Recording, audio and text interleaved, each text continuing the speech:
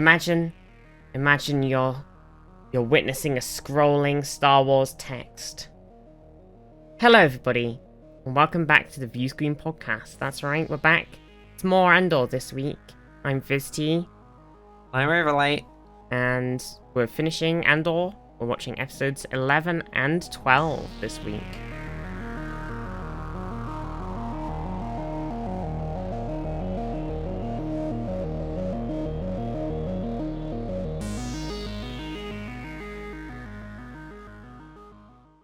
So I'm just a bit emotional after that. Yeah, it was very emotional. Episode. Yeah, and I'm sort of, I just don't know if I'm just extremely emotional, or if it just hit me really hard again, because I just did a little cry. Yeah, I mean, it got me as well. There were mostly two specific bits that got me.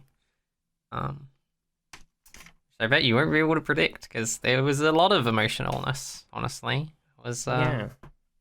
I kind of stopped writing things down as the last episode went on, because it just, it was like an constant action thing, but I hopefully I can remember everything.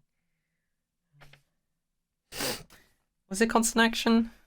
Well, it was like it was always like stuff happening, and it was like, I was like, oh, I can't just write down person steps forward, person gets shot,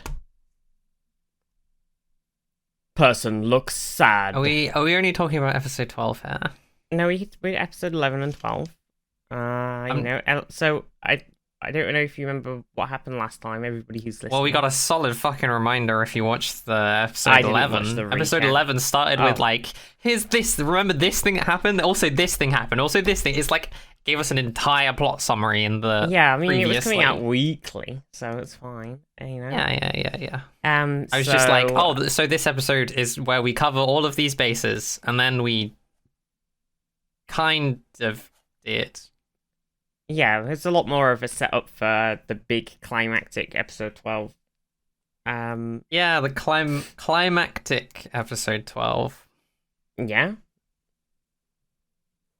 The climactic episode 12. It was very climactic. It was a very conclusive episode. It sets up season 2. Yep. Yes, it does. Good job, show. You set up season 2. I'm proud of you. Well, it was always going to have 2 seasons, so... Was it going to have 3 or...? No, it's only going to have 2 seasons. Oh, good. Okay, that's cool. Yeah, and then we know what happens to Andor, because you just watch Rogue One. Oh, yeah. Yeah. And it gets blown up by a Death Star. Gets blown up by a Death Star. Pretty much not really a way to get out of that one. Yeah. Pretty solid ending. Yeah, kind of wraps up your story, you know? Yeah, blown up by a Death Star. Famously, everyone who's been caught in the Death Star explosion has died. It's a real... Anyway, here's Bail Organa back from the dead. Oh my god! Here's the Emperor, and... Well, Darth Vader was on the outside. Well, Emperor doesn't get blown up in a... He gets blown up in a separate explosion. Oh, I don't remember what happens to him in the first episode. What, the Emperor? Yeah, in episode 1 of the first Star Wars movie. The first Star Wars. The Death Star blows up, but what? Is the Emperor on it?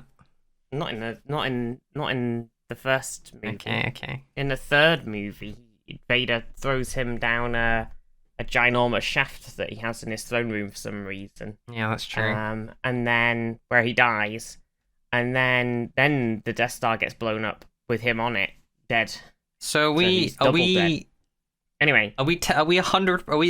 an 100% if you get caught in a Death Star explosion, you're dead, kill rate? Yeah, it's like the only thing that can kill you in Star Wars. It's the only thing that successfully kills. Otherwise it's like lightsaber your head off? You'll be fine. You just get a new body. I mean, Darth Maul got chopped in half, fell down a very long shaft, survived on Rage alone, on a planet of literal garbage, built himself some crazy spider legs, or somebody built them for him, can't really remember. And he was perfectly fine and alive. Okay. So you get chopped in half, that's not a problem. But only should have blown that garbage planet up with a Death Star explosion, I guess. Yeah, I mean, though he gets chopped in half the other way, and he dies. So vertically. Yeah. Okay. For a second, I was like, the other way. Oh, horizontally again. Again. Slightly higher up. Yeah. Still alive. Still kicking. Anyway, last time on Andor was in prison. One way out. He escaped. They escaped. And him and the guy who is also conveniently the guy from Rogue One. He's also in Rogue One. Yeah, he's part of Andor's crew in Rogue One. Oh my god. They're the two. They managed to escape. They come upon in this episode. They're like running in their cloth and their no shoes through the planet, and they come a prong. Yeah, prong. Two aliens who are doing some fishing with their starship, and they try to steal the starship. And this was a very confusing scene for me. It was a very confusing scene anyway, because the aliens talk. The aliens are. At first, they're like, don't fucking steal our ship. You come from the prison bad. The aliens talk real weird. Yeah, I'm not gonna lie, this felt really weird to me, because this felt... I kind of like it. They introduced some aliens, and the aliens are like, Misa talka like a Jar Jar Binks, and I'm like, is this no, but they basically talk like that. They basically talk like fucking, you two Tusa peoples, coming to from got a prison outfitty, and you're like, okay, that's basically like similar to how they spoke. And I was watching that, and I was like, have they just introduced some of the only aliens, and made them talk stupid, which is... Well, they just don't talk basic very well, but they were talking in their own language fine. Was their own language similar to basic, or did they just talk? No, it was completely different language. The other one of them was talking in like broken basic, and the other one was talking in a completely different language. Yeah, the broken basic just felt I liked weird it because to me, he basically... I was like, is this a race thing? No, he just being very good basic. He's just a random dude trying to fish. He's not... Yeah, it's just one of those things where it's just like, here's a side character, they talk really fucking weird for no reason. Well, it was just basically, how did Andor and the other guy whose name I can't remember get off of the planet? Yeah, but they could have talked normal. And it bothered me. They could have done. It bothered me, and okay? I liked it, because they basically it enabled them to do this whole thing where the aliens talk to each other like they were blaming Andor and the prisoners for... Like, that's what I perceive. Being that's killers the bit and polluting the water, and like they basically built up like this whole thing of them going, oh fuck, we've made a mistake trying to steal the ship off these guys because we've got caught, and now they're gonna kill us because they blame us for all these things that we did and or didn't do. And there's a big bounty on their heads. They're also like, oh, there's a big bounty, dead or alive, and then you realize that they're not talking about when they've been saying, oh, they're all killers, they polluted the water, fuck these guys. Basically, what they were actually talking about was the Empire, and he let them go and, like, get on board the ship, let's fucking go, where do you want to go? Because of the way they talked, it was a very, very confusing... I definitely had it. The first time I watched it, I was also very confused. I had to pause I was like, how did that... Yeah. How did that turn from them hating them to them going, get on the ship, I and understood I have to rewatch it as they were like testing them and like seeing how they'd react to them being like, oh, the Empire's put out a bounty, and like seeing if they would be like, yeah, we hate the Empire, or seeing what they were gonna say about maybe the it's Empire. A bit of that too. But it was a very weird scene. Yeah. I think the first time I watched it, I had to go back and go like, what the fuck just happened? But then watching it again this time, I was able to like really follow it and be like, I don't know. I appreciated it the second time. It's probably one of those things where when they made it, it sounded like a good idea, and they watched it back and went, "Yeah, that went really well," because they know what it was supposed to say. So in their head, they could watch it back and go, "Yeah, that was fine." But somebody watching it back for the first time would be confused. I don't know. No, I think that's the case. They just didn't realize how weirdly perceived that scene would be. Yeah. Also, anyway, shout out to the music and the intro, which we've fucked around for. It was the same for 9 episodes and 10 episodes, and then episodes 11 and 12, they were like, and now it's different. Yeah. Just for the end, instead of being like a slow progression. Or, you know, maybe it's showing Cassian he's now switched on to the rebelness. In the last 2 episodes. Yeah, he's. Well, I mean, hit that. But they had like so many instruments in the last one, and I was like, damn, you had none. You had like 2 in episode 11, 1 in episode 10, and we've got like 12 now. You could have like slow played it, you know? Yeah. I think it was, you know, for the effect, it was good. I disagree. For the reasons that I just stated. I disagree with your disagreement. Anyway. I thought it made it hit different. I was like, yeah, it did hit different, but they could have been slower with it. More progressive, you know, it would have been nice instead of like a last minute thing. Also, Marva, Andor's mum, she dies. Yeah. Yep. Off screen. Passes Off away. Screen. She passes away where she wasn't well. And B, her little robot, he's really sad. Honestly, makes me cry every time. It's like having a dog if your dog could talk. Yeah, that's it what actually is. I was thinking it's like having a small anxious child. Yeah, but it is like having a dog. It's like, oh, but what if she comes home? And it's like, B, she's not coming home. And it's like, oh, but won't you stay? Won't you stay here with me? I don't want to leave. And they're like, oh, okay, I'll stay with you, but one night. And he's like, woohoo! Like wagging his tail, but he doesn't have a tail. The guy who talks to him is like so kind, though. The amount of patience and kindness that man has is like unparalleled. Well, it's Andor's a good friend. So he has to be kind. Yeah. No, he's just rebels. They have to be good people. No, he's not a rebel. He's just a dude. Sorry, yeah, he's just a dude. I mean, he's sort of just a. We'll get there. Well, we'll get there. I found it interesting. But yeah. Everyone refers to Marva. Pretty much every character in the show refers to her as, they're like, Cassian Andor, the mother. She's passed away. You know, they're like, oh, it's Cassian Andor's mother. It's like, oh, the mother's passed away. They all talk about her as, like, the mother. But, like, everyone on Ferrix is, like, Marva.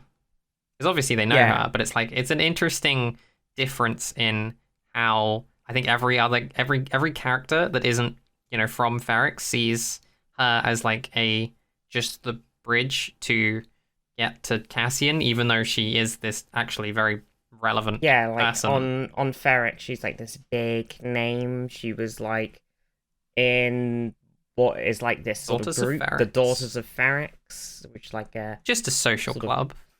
Just a social club. Smiley face. You know, that's like she's like such this big deal, and everybody knows everybody anyway on Ferrix. Like it's this tight community or whatever, and she's like this big name, well respected person in the community. And yeah, everybody who doesn't really know or care to know anything about Ferrix is just like, yeah, whatever. Let's use this as an excuse to get Andor and kill him / capture him. Depending on which side you're on. Yeah. But we don't know about that yet. We know she's passed away. Andor, he's chilling. He makes it back to the sexy drug pleasure planet. Goes back to his room that somebody else has now got. Goes to the shower, and all of his stuff's still there conveniently with the manifesto. The manifesto. He opens it for a second, and the kid's voice comes out, and he's like, "Oh no!" Yep, can't play that right now. Yep, that's for later. That's for later. Yeah.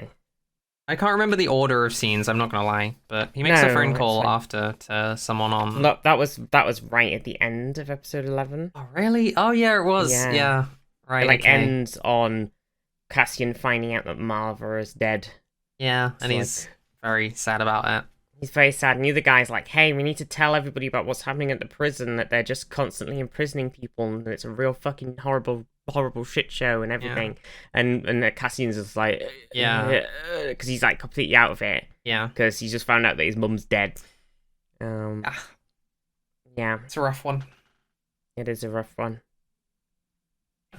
I did find it interesting at the end of that scene. He, there's this, like, we get this shot of him sort of looking at the scenery, sort of. And there's light filtering through the clouds. And he... as the sort of episode closes, he turns away, and he's in this grey sort of blurry darkness, or at least this shade, and the light is like in the background, like trying to filter through and trying to be there. But he's I chose to write that down and be like, that might be for later when you can reflect on this and be like, he's taking a dark path at this point. It's a visual metaphor. I don't know. Maybe it isn't. But he didn't take a dark path. Wow, that's yet to be seen. He didn't do anything. What do you mean? That's yet to... Just rescued his friend. Yeah. And then he, we'll get there. Yeah. Mon Mothma moves money around. Yeah, she doesn't though. Actually, no, I like this because. Yeah. Mon Mothma is tired of moving money around. That's what this scene was about. She is tired of moving. She talks to Val about it and is basically like, yep, shit's pretty fucked. Yeah, and she expositions every single thing that's happened this season in the space of like 3 sentences. Yeah. And I'm like, wow, I don't like exposition, but also I don't like the Mon Mothma scenes. She's just told us all of the scenes that have happened, and we honestly could have just had other stuff going on instead of those scenes. Or we could have just... like, not had some of what she just said in exposition. Like, I was like that. I just felt like I felt vindicated. I felt vindicated. Well, listen, my favorite part of the Mon Mothma things, I can't remember if it was this. Yeah, it must have been this episode, right? Surely. Right. Was so she's having money issues, as we all know. Yeah. And to sort of cover all of these money issues in the eyes of the ISB, who she knows are spying on her, because she knows that her driver is a spy. So she basically picks up her husband from a place that happens to have a casino. Was that the start of next episode? It's early next episode, yeah. Oh, shit. And basically goes, I can't believe you've been gambling again. And he's like, no, well, I haven't been gambling again. And she's like, here, on Coruscant, if you're going to gamble, you could at least go to Canto Bight. And it's like, oh, that's the place. That's the place, the gamble place from the sequel trilogy. Peepo Point. Oh. And she basically lays into him for this gambling. And he's really defensive about it because he hasn't actually been gambling at all. Yeah. She's just accusing him to cover up her own money things and just making him really upset. It's like oof.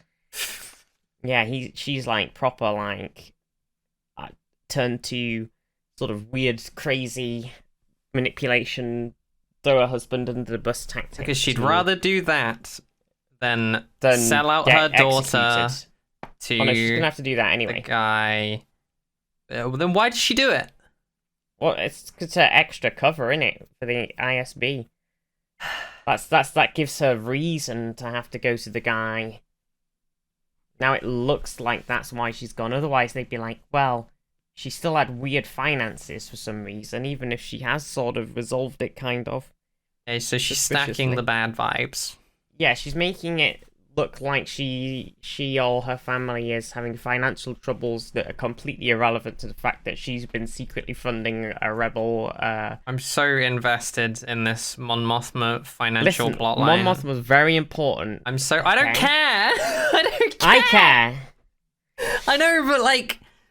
Why do we have to hear about her? It's just Mon Mothma time. Because she's Mon Mothma, well, she gets to hang out on screen. I hope we get more Mon Mothma next season as well. I hope she fucking does something. I hope because I think I think next season is supposed to be like.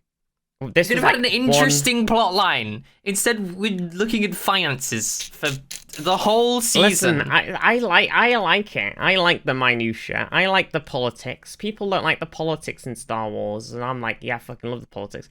People want to see. I want to see where the money came from. Listen, I want to know where it all came around.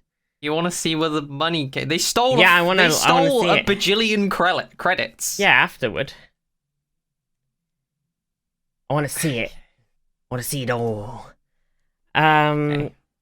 Apparently next season is supposed to be like this was like one long contained story. And next season's supposed to be like little short time jumpy along bits. Oh, so for like Andor's career, I guess. Yeah. I'm still incensed about Mon Mothma. Hopefully next season we'll see Mon Mothma hit the point where she gives a speech. They could, to the you know Senate, what? We're gonna get to that scene. I'm calling it now. We're gonna get to that story, and literally, they wouldn't have had to add anything from season 1. I'm gonna be like, this is my prediction. Okay, I think they could have not had a single Mon Mothma scene in season 1. They could have had the Mon Mothma story in season 2, and it would have had the same impact. Well, I guess we'll find out when season 2 comes out. Yeah. In whenever the heck. Whenever it comes out. I guess I'm having to watch that now, which, I mean, it's fun. It's a fun watch.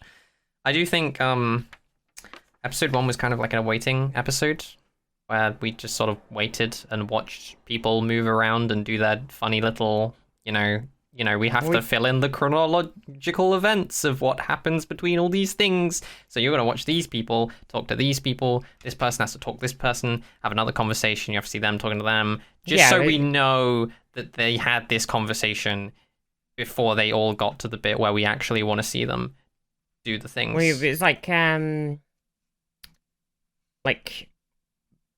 didn't know, it's like a couple of little things. Like, we find out that Mon Mothma's daughter is into some weird old Chandrilan customs cult thingy about old pagan stuff. Yeah, it's real weird. Binding about binding your knots and trusting in the old ways and marrying yourself off to some random fucking person at 13 years old or whatever. Oh, how convenient. How convenient. Fucking weird shit. How convenient.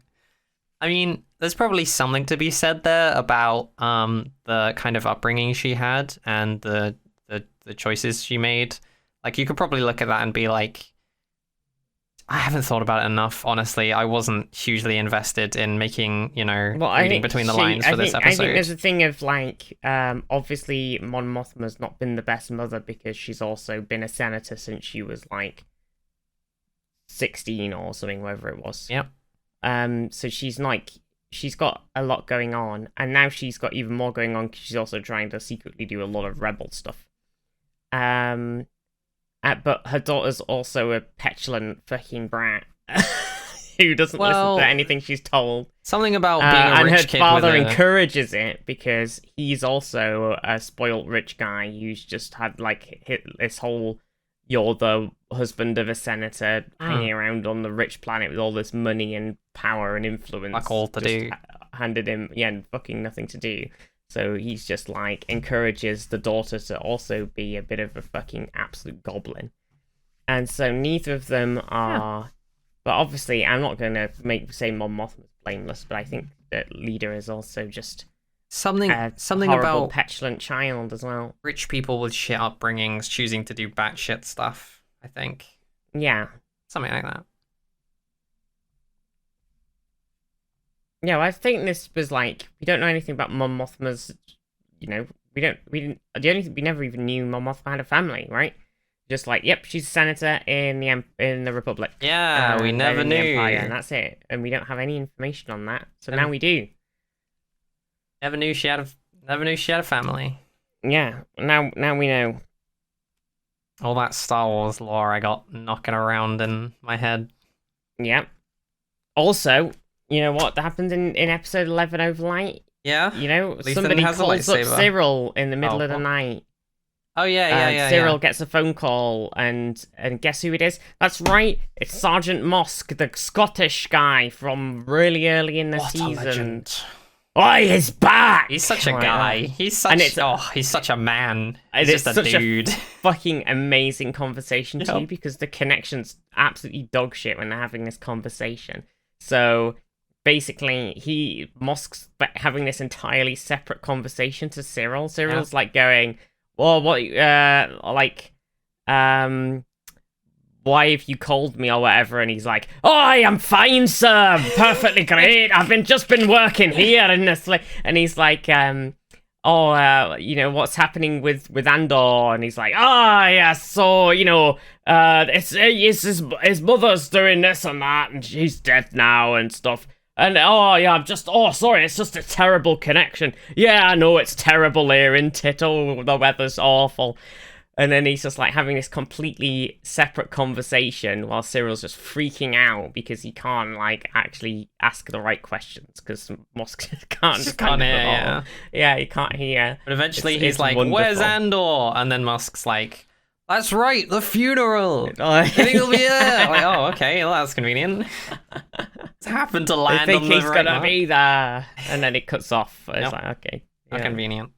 I know, it's funny. It's just a really funny conversation. Oh dear.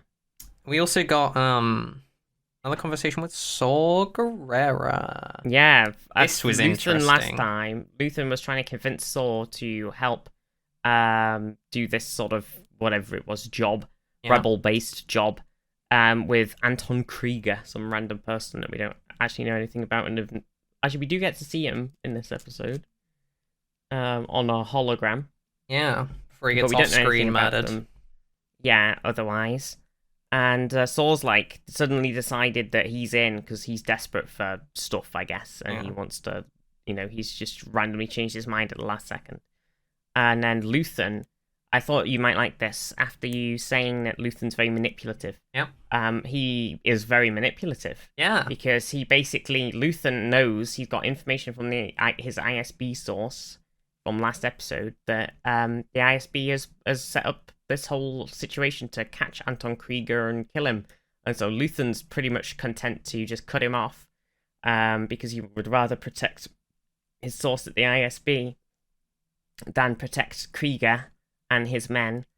And so instead of just letting that happen, he goes to Saw Gerrera and basically manipulates Saw into thinking that he has to make the decision about whether to leave him behind.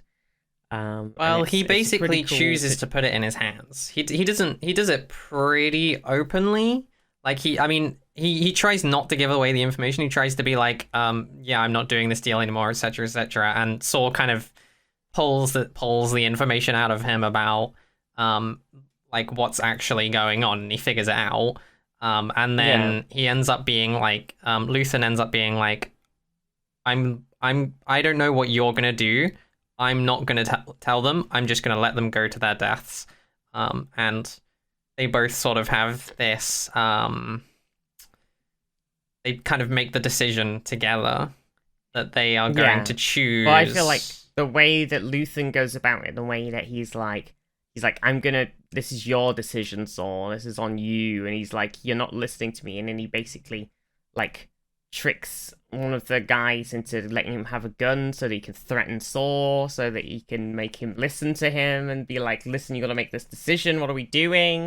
It's just this, I really feel like it was Luthen being very, like, Luthen's already made this decision and he's just like... Okay, I actually saw it as Luthen, like, slipping, like, kind of losing his edge a little bit.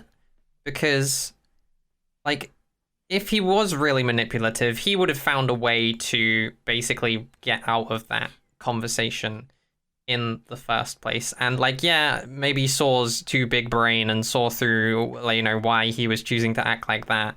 And, he then had to, like, manipulate Saw. And he did push Saw towards... he was like, think about how the Empire, like how much more lax will have an open field if we let Anton die. And like, he does push him towards it, but it felt to me more like Luthen, he kind of let it slip, and he it just felt to me the last 2 episodes we saw a little bit of Luthen's sort of angle where he is so sort of utilitarian and he's playing like the numbers game. He's playing like the hard sacrifices, the hard like he's playing. Yeah. He's fighting the war. He's the one behind the scenes orchestrating, you know, tactical sacrifices in order to get to where they need to be. And he's like that real hard line. And then he kind of like goes to Saw and is actually like not sure anymore if they should or not.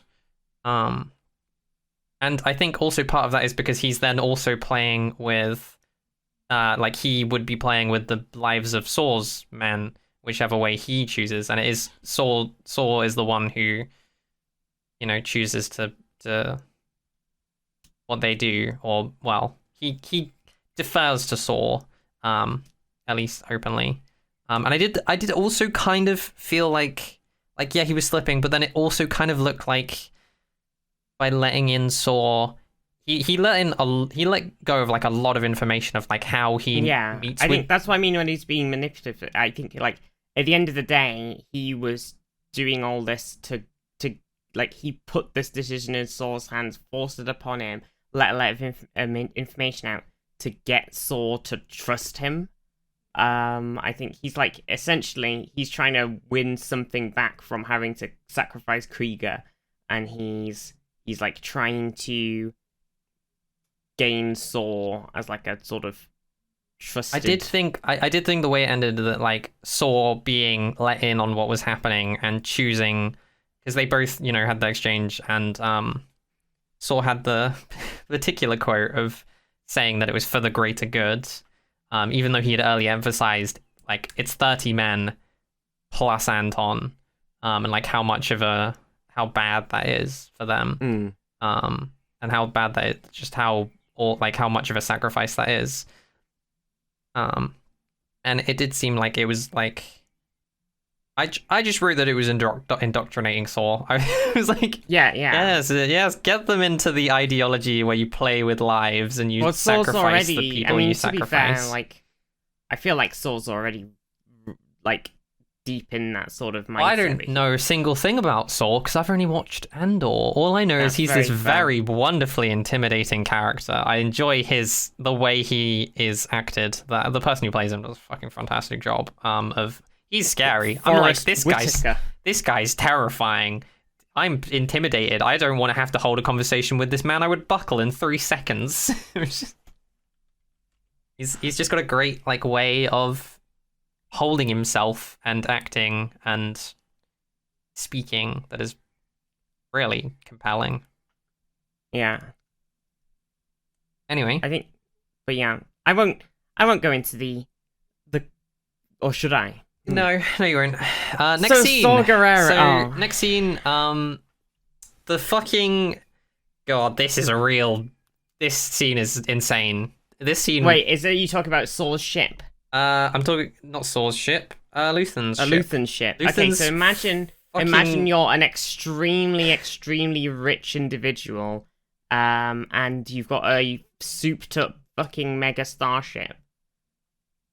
And then you get pulled over by the cops. You mean souped up mega little ship? The cops have a tractor beam. And also what you're doing is basically starting a rebellion. Yeah, you're like planning a coup against the government. Enemy number 1, but they don't know exactly what you look like yet, and they pulled you up in your ship. Imagine you're planning a coup against the government, and a cop pulls you over.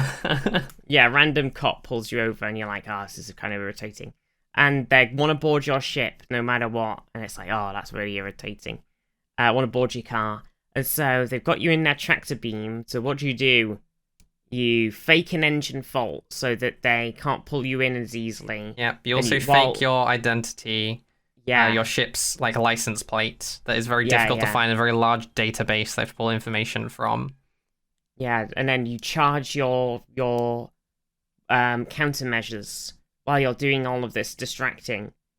And then, when your countermeasures are charged, you try and drive away at full speed, but you're tractor beamed. So the tractor beam, they increase the intensity of the tractor beam and go, "Ha! Does he think he can get away?" And then, you use your countermeasures. Now, what would you do if you were trapped by a tractor beam Overlite? I would, if I was being pulled. What's the word where your car gets lifted up and dragged away? Towed. If I was in my car as being towed away, I would pull out my my magic electronic vibrating sword and I would cut the tow rope off. Right. Okay. And drive away, obviously. Okay. Because my car goes faster. But what if you use a big tractor beam pulling an area? Flak. Flak. Well, I guess if it's in an area, you can like have a bunch of like little rockets or something that would just like fly into the thing and explode. True. Or like maybe like a metal that reacts really, really badly with tractor beams and like blows up the whole ship. That would be dope. Yeah. Well, what about just like a shitload of flak? Just little tiny pieces of sharp metal. Oh, just a shitload of flak, huh? Yeah. Oh, fair enough. Mm-hmm. That's what he does. You got your little one-man ship? Yeah. Shitload of flak. Yeah, you just... And then the people on the tractor beam have this thing of like, a hauling ship? What on earth? Like the Imperial officers. I mean, you basically don't see any flak in Star Wars full stop, but having it on this tiny... If it's just like this tiny ship they pulled over in what is like Saw Gerrera's pirate space, essentially, and they're like, think it's just like gonna be some fucking shit little hauler pirate, and then they're like trying to tow him in with the tractor beam, and he just fucking shoots a shitload of sharp shrapnel at the tractor beam. It gets sucked in, tears the tractor beam to pieces, and they're like, "Where is my TIE fighter escort?" Like that. And the TIE fighters come out, and he's like, and Luthen's like, "Okay, well, I've got this fucking really expensive ship. I know what I'm gonna do. I'm gonna fly directly in front of the enemy's cockpit. I'm gonna fly in front of the control, like, room." Yeah, it gives you area to maneuver around all the TIE fighters. Yeah. And he kills all the TIE fighters because his ship's fancy as fuck. Oh, well, he activates his fucking laser swords. Sorry, let me just... I'm being chased by the cops. Let me just activate the fucking swords in the side of my car that I will use to... While barrel rolling in space, I will... Try spinning Overlite. That's a good trick. Do you know how hard it was to shoot planes in, like, World War 1 and 2? Well, imagine that those planes are flying alongside you. Okay. You fucking melees them with a laser sword out of the side, and you just spin around in a circle. Yeah, you just spin in a circle and spin while there's a laser sword sticking out the side of your ship. You've got two TIE fighters in half without any problems. Yeah. Well, his ship can do the math, even if he can't. Like, he's got this insanely expensive ship. It was just the most insane scene. Because it's just basically Luthen has tricked out his ship with the most insane stuff because he's so fucking loaded, and he knows that he has to get away from lots of crazy bullshit. So he's tricked out his ship in the most insane way possible. He's literally got the Batmobile, but in space, and he fucking melees just the fact that he melees two TIE fighters with laser swords coming out the side of the ship while barrel rolling. Like, what? What the fuck is this? What happened to just weapons? Shoot them with a laser. Why are you meleeing them? 3 of them. To be fair, I don't. Also, on a more practical note, well, not practical, but so this is ignoring the absurdity of the fact that he has laser swords on his absurd ship. This is a show in which everyone really, really emphasizes how much noise they're making within their spheres. You know, everyone is acting covertly and trying to be quiet about the things that they're doing that they shouldn't be doing in every episode all the time. Luthen very unluckily gets pulled over by this tractor machine, busts out his laser swords and melee not that I'm not. It's no longer the fact that how insane that is. The idea of that is. It's the fact that he is some random shitty fighter. He's pretending to be some random like hauler, fighter, yeah, pirate, when he realizes whatever. that like he can't get boarded, the jig is up. He's just gonna like get away. Oh, That's that'll keep him quiet. matters. The Imperials, Well, he can buy a new ship. After the, he's got 13 billion credits or whatever they stole from. Okay, but he just buy a new ship. The Imperials were so distressed about a single piece of Imperial tech being stolen, and now there is a fighter out there. There's just a single random spaceship no one knows anything about meleeing TIE fighters. Yeah. And nobody cares. They have no shields, alright? They've got. Oh, sorry, they didn't have a buckler. We didn't equip a kite shield on the TIE fighter to block the fucking melee laser sword. Yeah. And nobody even talks about it. I'm just like, what the fuck is this scene? Well, maybe the dudes in their ship. I imagine they'll probably not even fucking report it. They'll just say, "Oh, we got attacked by some pirates." And they'll write it all off, laser swords. Otherwise, it'll make them look insanely incompetent. Flip a melee 2 of our TIE. Oh, what happened to those 3 TIE fighters your ship normally has? Well, asteroids, yeah. Yeah. Maybe it'll come up next season when Dedra hears about it. She was a bit busy this season. This end of this. She didn't have time to get reports about one ship destroying stuff. By the way, I know you were super worried about these very, very small incursions of these tiny little one tiny incident you were getting worried about. Yeah, this random ship just showed up out of nowhere, just wrecked 3 TIE fighters and fucked off. No idea what's going on there, but Actually, Overlite, it was 5 TIE fighters and the class was of weird Imperial tractor beam ship that we've never seen before. I called it the Star Radio Destroyer because it was the funniest looking things ever, and it just had a bunch of radio dishes on it. There are a lot of radio dish ships that the Empire has, but that's the first time we've seen that one before. Can't remember what they called it. Looked hilarious, and that I just love the fact that he was having a sort of covert sounding conversation with his partner in crime, and then the camera pans back in the same way to the episode 1 of the Star Wars movie when the Star Destroyer shows up, and you're like, oh, there's a giant fucking Star Destroyer following Luthen's piddly little ship. It's pointed straight at him with radio dishes while he's having a covert conversation. Oh no. It's so absurd. So yeah, that scene was utterly insane for a bunch of reasons. Yeah, I think it's just what happens when a man has too much money and builds a tiny one-man battleship. Are we fucking around with Mon Mothma? This guy has an absurd ship. I'm calling it. He's still gonna have the ship later. They're it's the Fondor. It's the ship. It's an important ship. So much work. Just make it look different. A paint job, I'll do. Yeah. So, our episode ended with Cassian getting the call about his mum being dead. Yeah. That bit got me a little bit. Yeah, they got me a bit. Just because, with the music and everything. I was just thinking about how it feels to not be there. Particularly rough. Just as a relatable thing that can happen.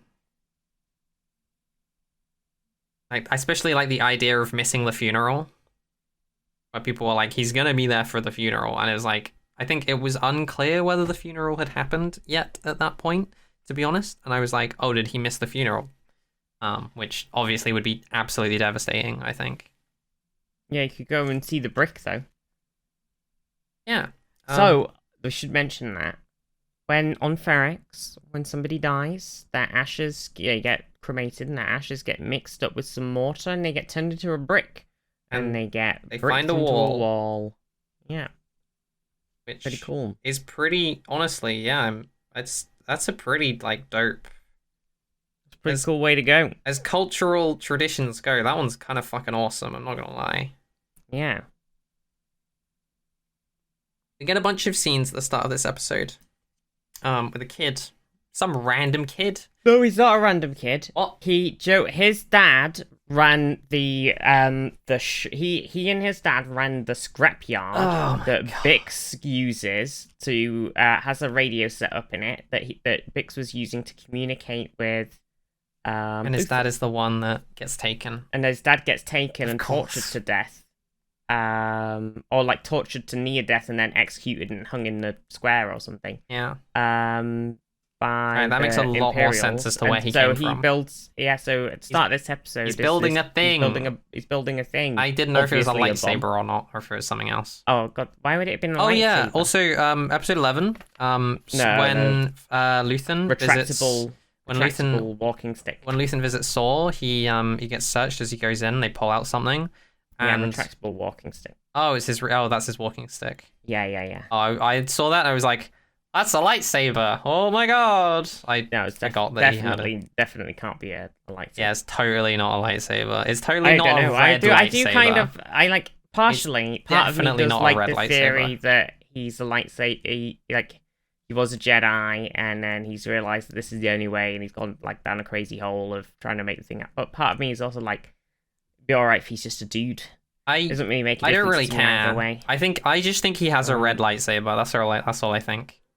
I mean, he could just have a lightsaber because in his thing, amongst the various in his Luthen's art collector shop. He has there's a temple guard mask that's just on the main display. Yeah. From the Jedi Temple. There's some other stuff. There's Starkiller's armor and stuff who doesn't actually exist in canon and all this like nod wink wink stuff for all of the audience. Winky face. But the temple guard mask, there's no reason to think that he couldn't have acquired a lightsaber from. Oh yeah.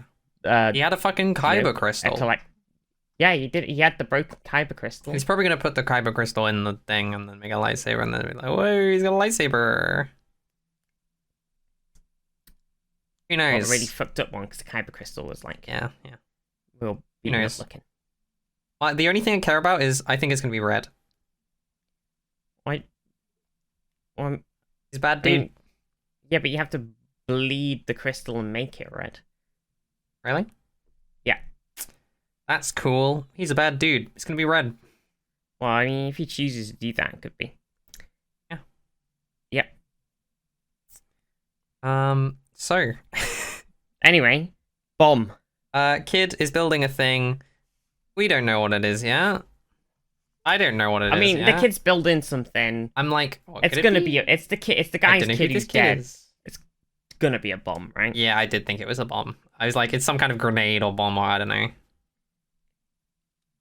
And then also we find with Mon Mothma blaming her husband for casino ring. Nah, we covered that last time. I know, but we get it then. We get lesbian time. It definitely happened last. Yeah, lesbian time. Let's go. The two lesbians, they meet up, and one of them. But Cinta's still very focused on her work. Yeah, the rich one.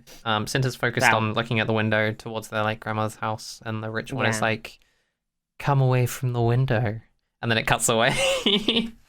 Yeah, I think I was just like, look at me and stop focusing on your work, and acknowledge that we have a relationship. Yeah, just being like, we gotta work. And we get a little montage. Cinta's been following an ISB agent. She mentions that. Oh yeah. Who's the guy that we thought was following her spying. Is following. Yeah. She's following him. Yeah, he has no idea. Yeah. He's very unsubtly spying on Marva's house. Very. And she is spying on Marva's house and him. Great. We get a montage, and we get to hear the manifesto, or parts of it. Yeah, that was beautiful. It's really beautiful, especially when I think because in earlier scenes he's like a socially awkward dude who's very knowledgeable but not amazing at talking.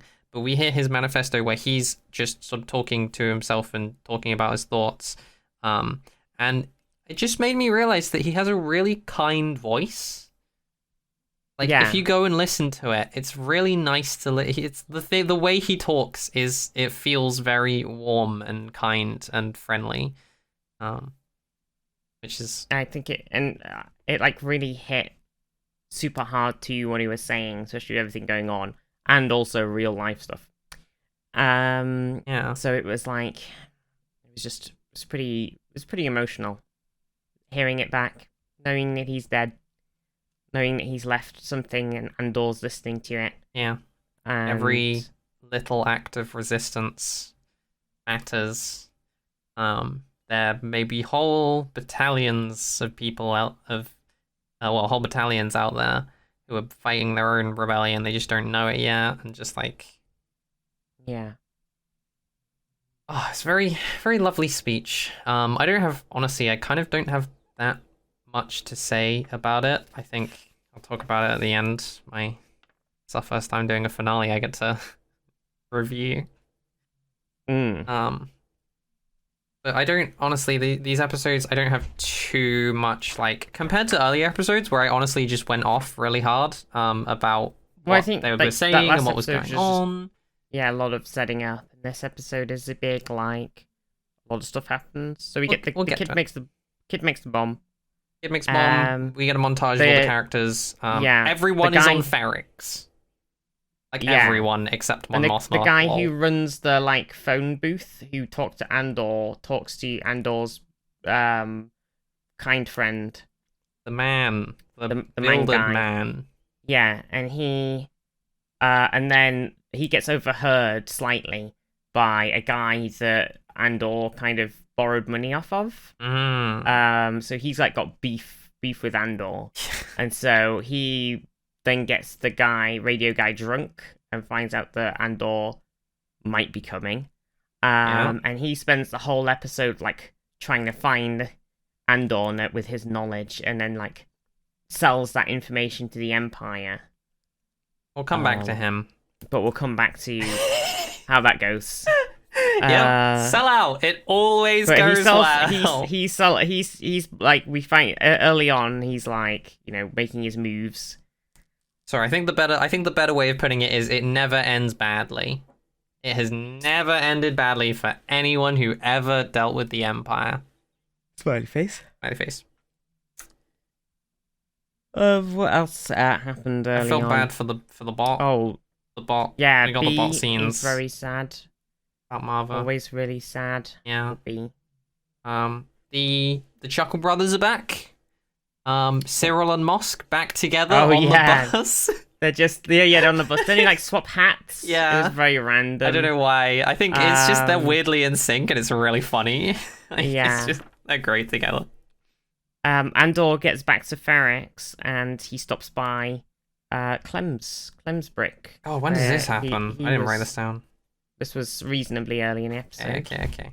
Clem, and he has a little flashback to Clem teaching him how to clean something that looks suspiciously like some heat sinks from a computer. Interesting. But they could have just been random space trash. Who knows? Am I right? Yeah. And, it was a little like reminiscing of Andor kind of feeling bad now. He lost Clem, who's like his dad. Yep. And then he's lost Marva, who's like his mum. And, he's been through a lot of shit. It was very emotional. It was sad. Very rough. And it was I think he went to, did he go to Clem's brick? Because he was up by a brick. Yeah. And this was like when we got the explanation of, after we got the explanation of all of it and seeing like where Clem was with the brick, was very interesting. I do think it kind of after the montage, it kind of felt like Ferrix was like a battleground. Honestly, the way all of the characters were sort of sizing up the field and who was there and what they were going to do and like what they were doing and their like plans, and like it felt like there was a building tension, which there was obviously. It's the funeral and Andor and stuff. There was a building tension around it, and it sort of felt like their streets had once again turned into a battlefield. I wanted to shout that out, I guess. Yeah, it was definitely like And then Luthen's there in a really, really, really conspicuous hood. He stands out so much in his like completely black robe and hood and stuff. It is honestly hilarious. What do you mean? He's supposed to be hidden. He's just a guy with completely different attire to every other citizen on the planet. Wait, even the visitors. Yeah, and also he's in all black. I thought it was funny because reason. His speeder was reasonably like wasn't super fancy looking. It was like reasonably plain, but it was very clean, and like colorless. Yeah, I didn't notice the I didn't notice the speeder. Andor meets up with his big friend Brasso. I've remembered his name is. Yeah. And Brasso gives him a speech from Andor's mum, and that made me cry again. Yeah, I think that was the bit that actually got me. Was Brasso having been told by been given a message by Marva, and having to deliver that message to Andor was really rough. Remembering it word for word, and yeah, it was very sad. All the things Cassian says, and Brasso being like, she knew you'd say that. Yeah. She like, I think at the end it was like she'd said, I can't remember how it was worded. It was like, I'll always always be more proud than all the wrong you've done, or like you'll always be more good than all the wrong. And yeah, it was like, and there was a whole thing about Andor, like there's two parts of him, and if they come together, you will be an unstoppable force for good, and all this, and it's like after the manifesto listening and all the shit he's been through with the prison and everything, it's just like, it's really emotional knowing that, like, she was right. He's kind of there. I weirdly am not as compelled by like Andor's progression to rebelhood. I'm like, yeah, sure. I mean, like, yeah, that's what the show's about. It's not the most interesting part to me. It's going to happen. We're watching it happen. It's fun to watch it happen, but I don't like. It's much more compelling to me the fact that Brasso had to deliver that message in the first place. Yeah. I didn't write much notes on this bit. How far until the music starts? I think I pretty much just about to happen. I think, because then I wrote shiny ass stormtroopers, because it's a shot of like some real shiny and clean looking stormtroopers walking around. Then Luthen meets Val, and it's basically like, and they basically like, oh, there's a woman ISB agent here, and Luthen's like, oh, a woman, and Val's like, oh, you know her, and he's like, oh, I don't know her yet. And then later on, Luthen sees Cyril, and looking like suspiciously familiar, and looking out to try and see Dedra, which, maybe that will come up again next season, I guess. It's like Luthen definitely clocks something going on there, I think. And then the funeral starts. I thought it was just funny that Luthen and Cyril were so close. I was like, haha, they're next to each other. Right next to each other. Very funny. But none of them know anything about each other at all. Yeah. So... I guess I know Luthen does know him. Yeah, Luthen. Because Luthen, he held a gun against him, basically. Yeah, held a gun against him, but Cyril never saw him. Cyril only heard his voice. Yeah. Yeah. So Luthen would have just been like, "Oh, I see. He's probably here to also kill Andor, I guess." Probably here for Andor or whatever reason. Yeah. But yeah, then like basically the Empire had given them. The ISB with Dedra's like thing had set up like give them permission to have the funeral and stuff, but they'd like limited it, so it's supposed to start at like 2:00 and it was supposed to be 30 people and all this, and it's supposed to be a tiny bit of Rick's Road or whatever it was called, and like all this, but then they start it at noon. Yeah. They basically start it when they wanted to start it, and they have the people that they wanted to have there. Yeah. I did really enjoy. So I mentioned it earlier. They're talking about the Daughters of Ferrix, and one of the officers is like, it's a social club, just some like random nobodies, and I'm like, got no idea. Yeah. I mean, we don't have any idea either, but it's very obvious. I think we've heard about it a little bit before with like what Marva was doing. Marva was something. She was like, she was like scouting out the tunnels for the hotel at one point for the rebellion, and something about the daughters maybe was mentioned in that. Maybe I can't remember. A few episodes ago. I think it's come up before at least. And the funeral. So it's like. We're basically at the Imperial POV, I think. Yes. And then I really liked this. I really liked not being in the loop. Yeah, it was like, bong. Everyone's like waiting. Everyone's in like waiting mode because it's 2 hours away or whatever, and then suddenly the bell goes, and the music starts. And it's like, well, at first it's like this cool tense bit of like just the bell chiming, and it's just like moving around. It's like cutting back from sort of Luthen and Vel, who have no fucking idea what's going on because they're not from the place and they haven't really spent any time there. Yeah. To like the Imperials just being like, what the hell's going on? What are they doing? And it's like this slow, and then it's like slow cut to the band like warming up. Yeah. And they've got all of these. It's just like a normal brass band. But they're all like spacey, all the instruments, and I was like, damn, I want a space trumpet. And space flutes, a lot of space flutes. Yeah, a lot of space flutes. It was really cool, and they're like prepping, and then Then the Imperials finally realize that like the thing is starting as they're getting all these reports in of like, I can hear music, sir. Music's happening. Yes, of course I can hear it. Yeah, and then so they're like, I want everybody out front in full force. It's just like episode 3. Yeah, and then basically the whole of Ferrix comes out marching with this brass band, with Brasso with Marva's brick and B at the front, like this marching funeral procession of just like the whole of Ferrix walking towards this line of troopers.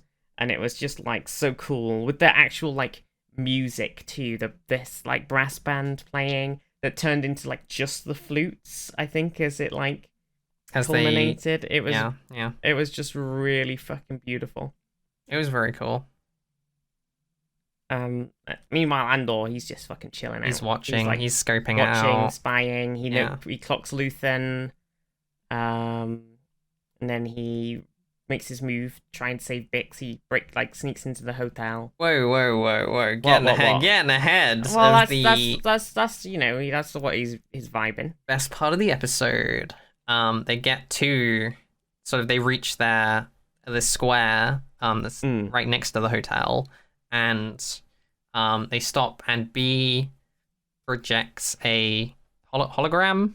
Is that what they're called? Yeah. Of Marva, having recorded her last words, and she basically gives a speech that she gave before she passed, and she's talking about being like lifted, the first time she was lifted, and like being lifted by the dead, and it made me realize that they all do this. This is when they hold a funeral.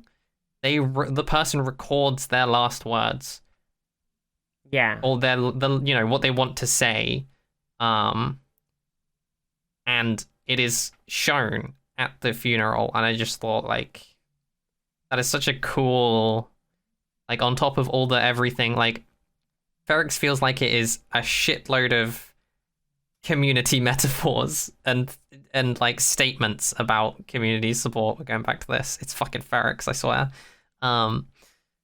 It's just a load of like messages and statements about community just stacked on top of each other, and seeing like the whole thing about the bricks and being honored in that way and feeling honored in that way. And she talks about when she was 6, the first time she went to one, and being lifted by the dead, which was having that speech, hearing somebody's words that they chose, the words that they chose to have at their funerals, like what they wanted to say. It was just so cool. It's just such cool. I love like so many things about Ferrix that I love.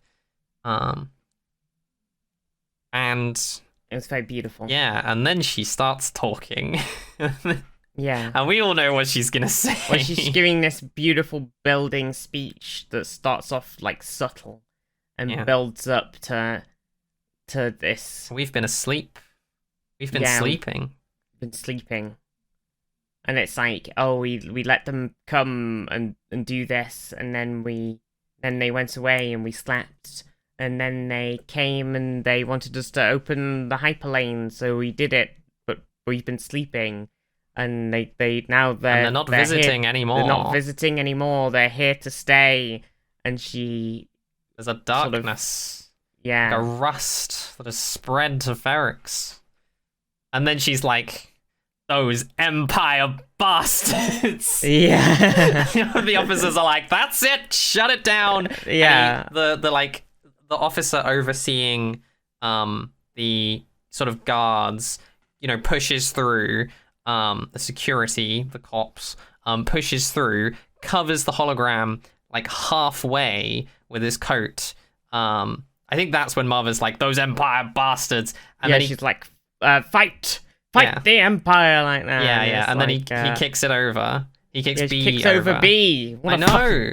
What a bastard. And obviously, immediately, the crowd fucking erupts. And in a absolutely beautiful metaphor, Basso, looking like a Jean Valjean motherfucker in his outfit, smashes this guy across the head with Marva's brick, which is, but the brick is perfectly intact as well. So beautiful, such brick. A beautiful moment just to watch, the opening shot be honestly Basso with Marva's brick, just like oh, it feels good. And then obviously the sort of hell starts breaking loose as all the guards kind of erupt to try and push back the crowd, and the crowd is obviously like trying to the Ferrix people of Ferrix. Well, I think one thing that is happening during the speech is we get like a sort of cut during Marva's speech, like we sort of cut back between a couple of people doing things, like Dedra's trying to find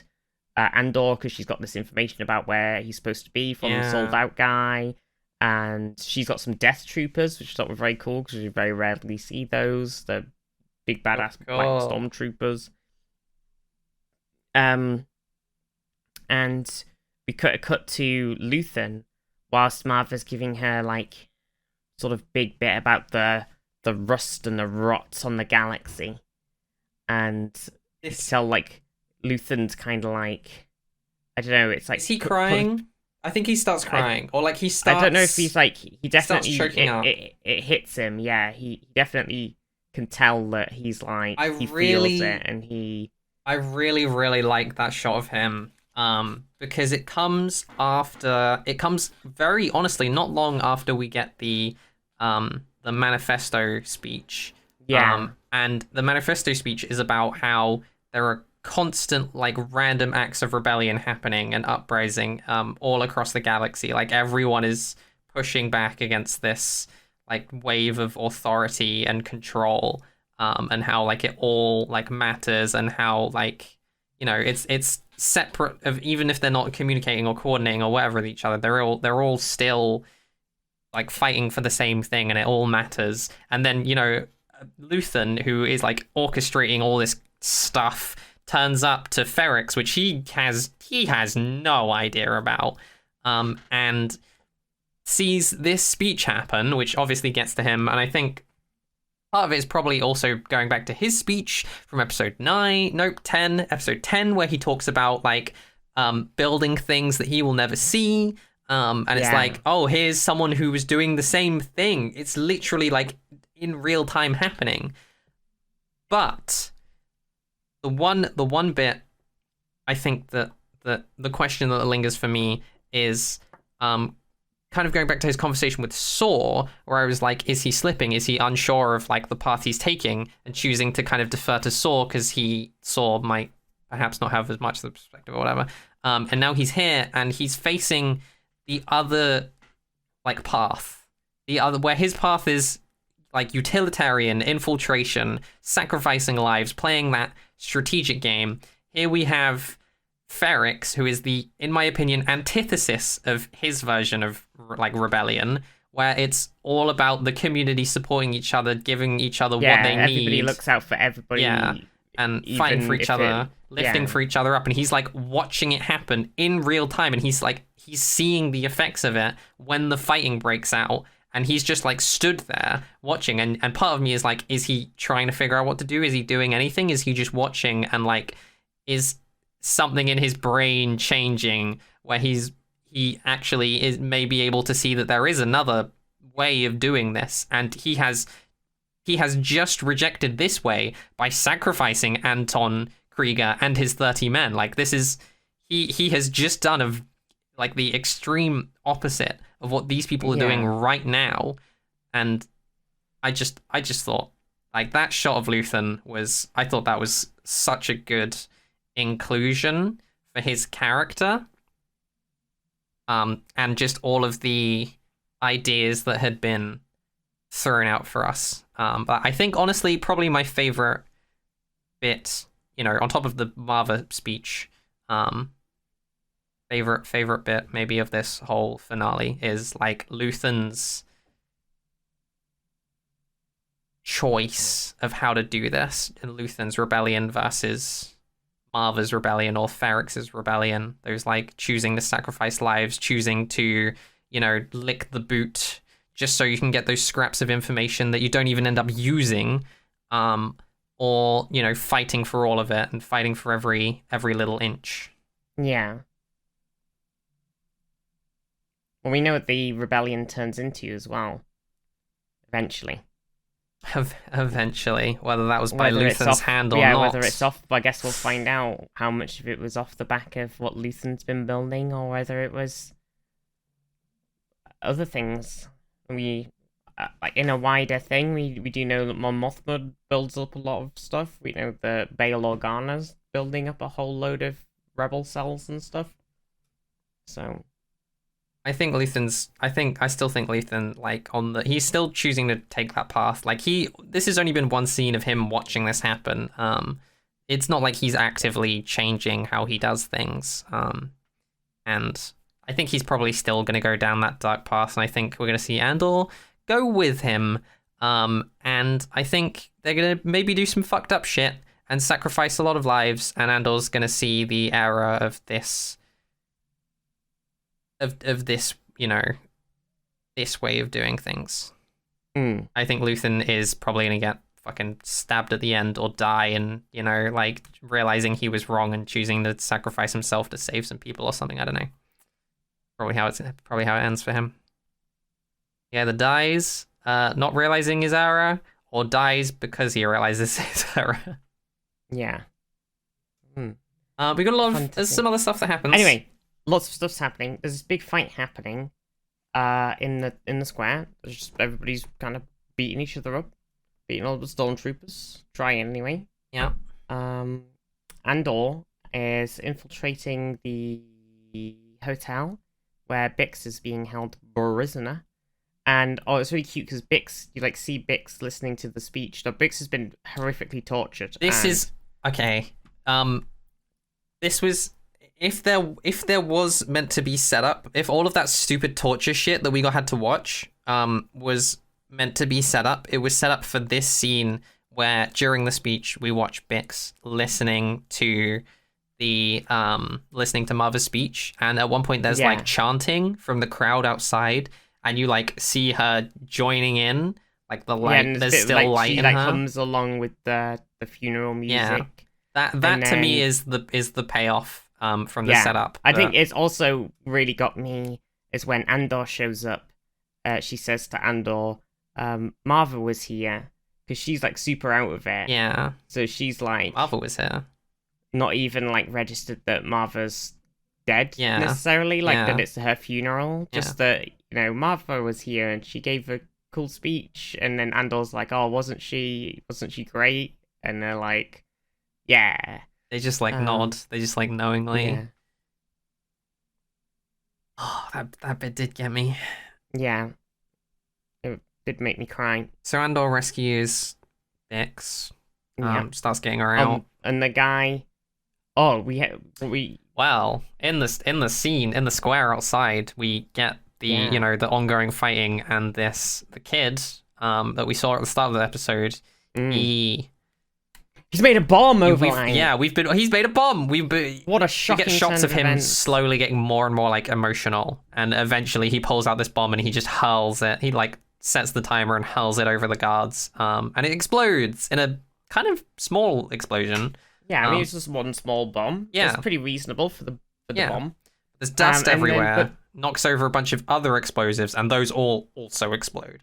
Yeah, well, I think I was gonna say originally, what a fucking shit job by the Imperials for just leaving a box of fucking explosives just chilling out. But then they also didn't know that the funeral was gonna happen so suddenly. Oh yeah, and they were all shouted at to immediately get into formation. Yeah. They were not prepared. No. That's owned. Yep. So there was a lot of explosions, and the guy who sold out Andor, he like goes to the window to see what's happening while he's inside the hotel where the Imperials are set up, all cozy and chill. And all the explosions just smash all the glass and blow through the window, and he dies. Yep. So, as always, sell out to the Empire. It never ends badly. Yep, smiling face. It never ends badly. It's great. Really enjoy it. Yep. Perfectly fine. Yeah, Cassian escaping with Bix finds his body, and there's just like a moment where he just sees him and is like, "Oh," and then they move on. Yep. No fanfare. It's just like, yep. Okay. Very unceremonial. In the square, Basso, now really role playing Jean Valjean, beating the shit out of guards, grabs the kid, and gets out with him. Someone else. Is it I think it was the person who the communications spoke to guy. Yeah. He an old woman gets shot in the leg. One of the daughters of Ferrex. Yeah, one of the daughters of Ferrex. So and then like they look like the stormtroopers just gonna execute her because stormtroopers. Yeah, I guess. And he jumps them. So he jumps on the stormtrooper and like wrestles it with the stormtrooper, and another stormtrooper shoots him in the back, and he's dead. And there's just this long lingering shot of like, just that was it. I think that's because they wanted to show us that people were actually dying. Yeah, I think because they didn't want to kill. I think at the same time they've already killed a lot of people in the show, so they did want people to live, and at the same time they wanted some deaths as well. I think to have meaning. It was tricky. It was a tricky thing to balance between actually wanting to kill people and them also wanting some people to actually live in this story in some way. I think the other characters that die were written in there because they were going to die, and I think that dude died because they wanted to, and they lingered on him because they wanted to show us that people were dying that mattered, but all of the characters we cared about, like, realistically, the people in danger here were Basso. Basso was like the one other important character, and then the kid was like kind of a side character.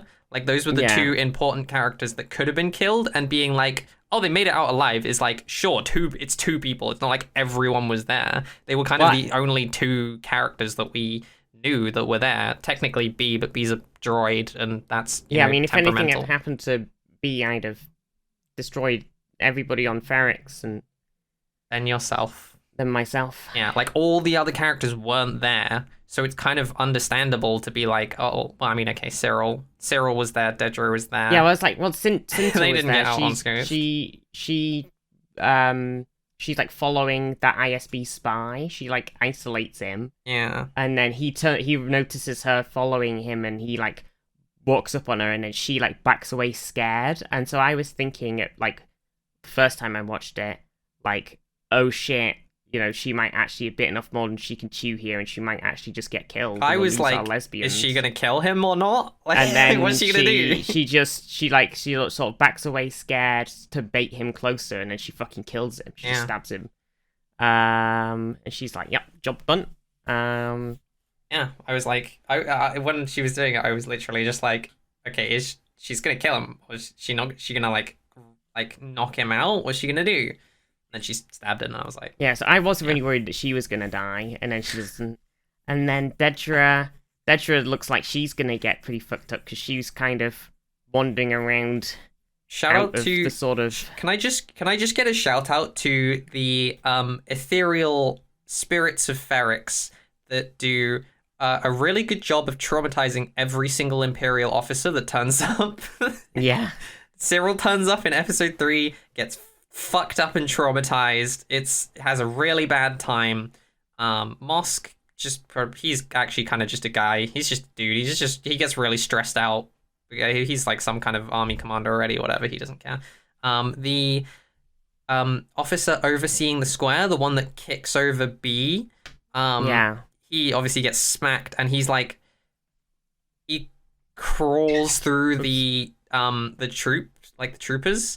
Who sort of have the riot shields that are holding off the crowd, and he's like crawling through desperately on the ground trying to get away from them. Just like, he just looks so fucking pathetic. It's such a good he's the way he's like crawling and just like and trying not to. Eventually he gets up. It takes him a while to get to a reasonable area of safety, stand himself up, sort of pull himself together. And then he turns around and he starts shouting, "Fire at will! Fire! Kill everyone! Fire at everyone!" Because he's just like, fucking what a dick. What a calm and measured decision he made after aggravating the crowd earlier on. Calm and measured decision he made after making an already calm decision. Well played, sir. Yeah. I love the way that incompetence is highlighted. The whole thing was supposed to be about capturing Andor. Yeah.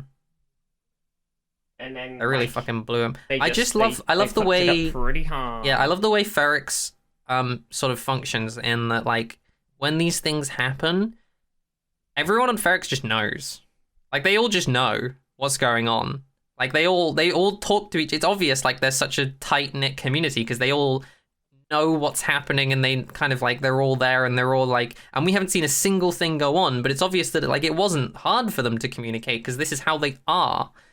And and then it's we're watching and we haven't seen any of this go down. It's what are they all doing? What's going on? We haven't seen any of this, and it's well, yeah, that's what it looks like because we are also strangers to this place, which is a very strong, just such a strong culture of community. It's so incredible to watch Ferrix. Because they've all obviously been communicating about it. They've obviously all been communicating about it, and they obviously all know how it goes. So it's just it's great. I love the cluelessness of the Imperials, and just watching them just all get It's great. It's great to watch them all get traumatized. Because Dedra, going back to the does that Imperial officer get blown up, or does he survive? Actually, I think he survives. I don't know. Yeah. Dedra's a bit out of the way. She tries to make her way back to safety and doesn't go super well. The crowd she gets overwhelmed by the crowd. I think they know that she's an officer. But then she's walking around in a big white coat with being escorted by 2 death troopers. So it wasn't very safe. Oh yeah. But then in the chaos, she gets she gets back up, and someone sort of has a gun to her back and is keep walking, go into this thing, and we can hear it, Cyril. But she's obviously mega freaked out. They walk into this side area in all of the chaos. He manages to get her into this side area at gunpoint. She grabs the thing, turns around to hit him, and is oh shit. And she is so shaken. Which is kind of what Cyril was in that's when what I'm talking about. Him the first time, and then, but Cyril's perfectly fine this time because he's seen shit. Because he was real green the first time. He'd not led any troops in battle before. He'd not done any of this shit. And now he's hardened. He's seen some. He's done it once. He's done it once. He's seen. I don't think he's hardened. I think just like literally, Dedra also, she pulls out a pistol to join the troopers, right? This is so beautiful. She pulls out a pistol to join the troopers, immediately gets hit by a rock, is on the ground, is getting beaten up. Yeah. It's like it's so perfect and funny to me that happens. And yeah, Syril gets into the side things. I don't think Syril is necessarily hardened to it. Like maybe he is a bit, but I think it's more that like she is super freaked out. She's like visibly like incredibly shaken. It takes her a solid like minute to like just calm down from almost having beaten him across the head, and she's just there kind of frozen, like shaking, and he's looking at her. I think to Syril, like he has been exactly where she is, and that's why he's a lot calmer, and she's like incredibly freaked out. I think she says something, and Syril just like has this expression that's like, I know. Yeah, she says like, "Oh, I suppose I should say thank you," and he's like, "You don't have to." Yeah, because he's like, "Yeah, you don't." Whatever. I know how it feels. Yeah. But also just shout out to Ferrex for being really, really good at traumatizing Imperial officers. It's really incredible. They got a good track record. It's really, I really enjoy it. Oh, I don't know how it's gonna go for them now though. You don't want to piss off the Empire. Yeah, we'll see. Oh, shout out to the officer, the like commanding officer at the square, sends a stormtrooper up to stop the ringing. It takes a bunch of time. We get a scene of him like anxiously looking at the bell tower. And then the stormtrooper is like coming up, and the guy's like hitting the thing, and then he just looks over, sees him, kicks him, and then the next shot is like back at the officer. We just see the stormtrooper like Sparta falling out of the tower. So beautiful. I can't remember if he hit him with his hammers or if he. No, he just kicks him. He just fucking kicks him off. It's so good. Oh, it's beautiful. Like, Overlite's gonna love this with the fucking bell tower guys. I did. I love the bell tower man so much. Just give me a series of bell tower shorts, please. Just every time something happens, I want a guy with the same energy as bell tower man just doing some bell tower shit in the background. It's so beautiful. I think the only other thing that happens in that sort of big clusterfuck is Luthen, he noped out there super fast, and he's like at the edge of town, looking back at like the chaos as being like. He's just watching, and like thinking about it. And I mean, I think it goes back to what I said about like him kind of having this moment of like questioning where he's watching the outcome of the other path.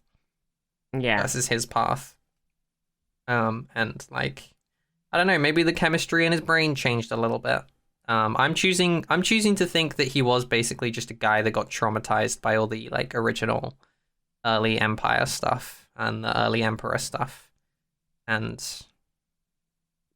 is decided to take that path of action because he actually is just I mean, that's how I'm reading it at the moment, is that he like was just a very hurt, isolated person and decided in that situation that was the path he had to take because it was the only path, and now he's like looking at the other side of the coin and seeing what it can look like. How different it really can be. But most of the rest of the episode is just everyone escaping. Bix gets out like with Basso, a kid, and a daughter of Ferrex. They get on a ship and they leave. Easy. Dedra and Syril, that's the last scene we see of them.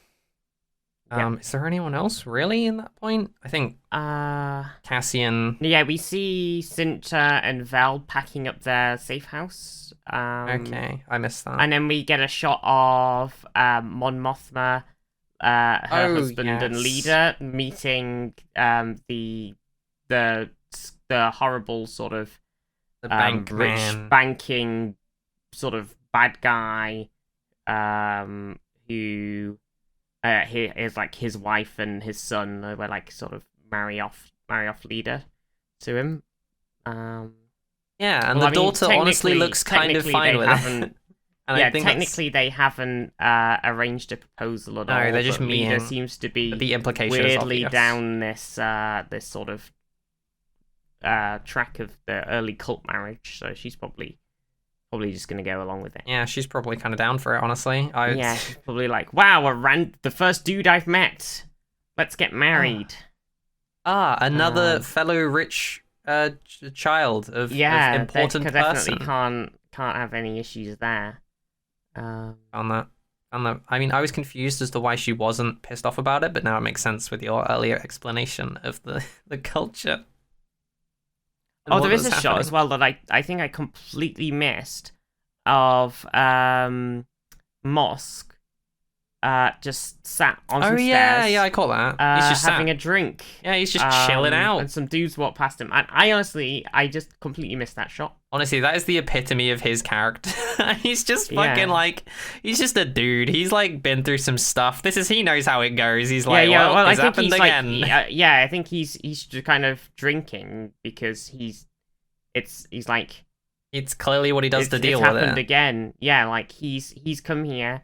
The thing that happened to him and his troops happened to the Imperials. And a lot of people are dead on both sides, and it's like he's just like, well, it's again. Like, fuck. And it was like not like it wasn't Andor specifically, but it was like I think he's just so matter of fact about everything. He's like, well, that happened. That's what's happened. That's what's happening. Yes, that's how it is. It's just how he is. It's quite unusual. I guess the last thing is Luthen on his ship. He gets back to his ship, gives it an order, and it doesn't respond. Whereas normally it does because it's got a little droid in it, and it chats back to him. So he's like, what the fuck? He walks into the cabin. The droid's like freaking out, going, woo, behind you, but he can't say anything. And Luthen turns around, Andor's just chilling on his ship. And Andor's like, you came here to kill me? And Luthen's like, yep. You made it very hard. Like, you made it very hard. And Andor's like, I'm not making it hard now. And he like gestures, and he's left his gun next to where Luthen is. And Luthen picks up the gun.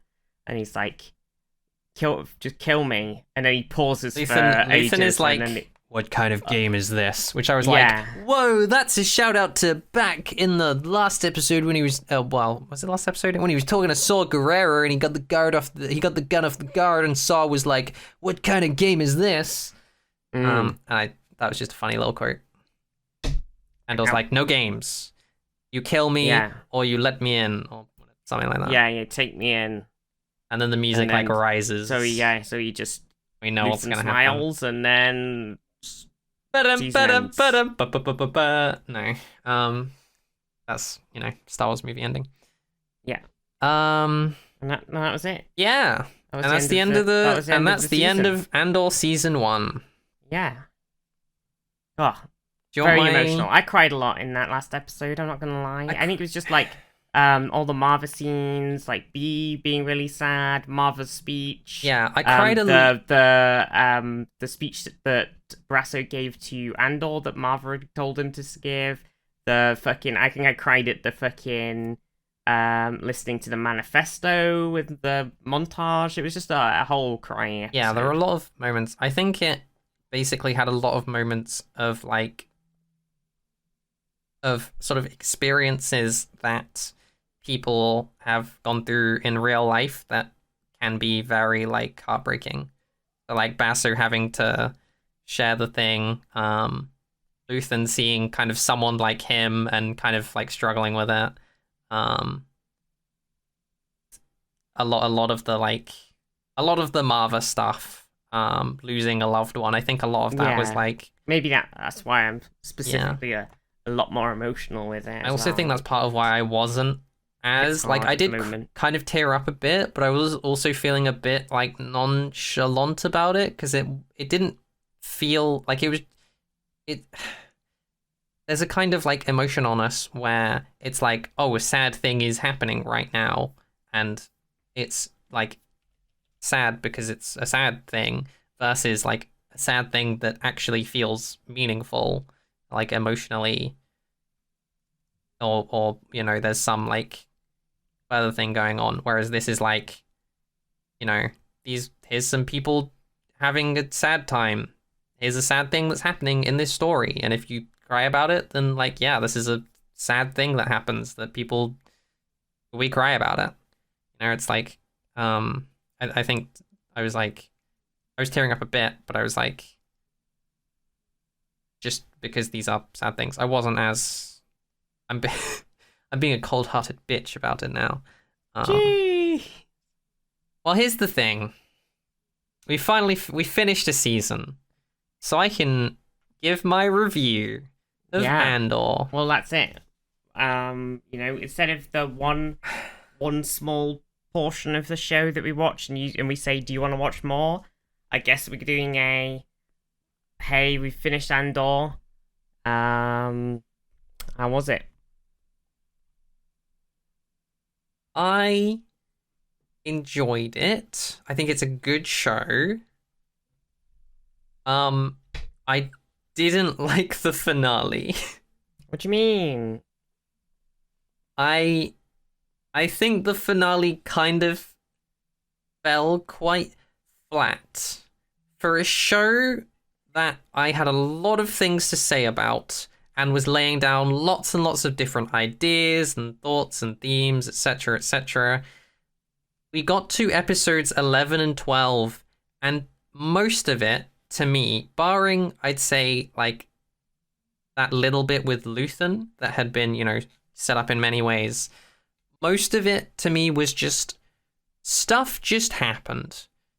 Which is like, you know, obviously it's like, oh, you know, the Ferric stuff happened because there's conflict there, and it's like, yes, this conflict has been set up, and the conflict is happening, and like we kind of could see this coming, especially with how stuff resolved with Ferrics before, and how people have been acting. Like it's clear that there may be something going on. It's like, yeah, okay, you know, stuff kind of just happened, and like Ferrics rising up. I'm like, yeah, they rose up. Marva roused them with her speech, the impact of a loved one or a community figure choosing to, you know, be having that influence, I guess. But like, well, I think it was the rest of the show was really good.